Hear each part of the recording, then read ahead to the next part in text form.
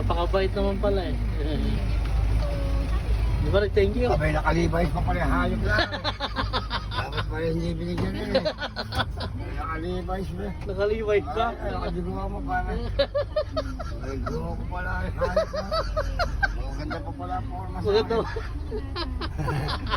Maganda pa. Ako mukhang pulubi. Ha? Tinalo ka pa ano? Ako mukhang pulubi. Nagtatrabaho eh. Hayop na loko ko na ito mas maganda pa forma. Nakalibay pa ba? Oo, libay siya. Wala niya ba, utakan niya ako sa buhay. Hindi ko ginawa ko ng libe. Eh, natakan siya.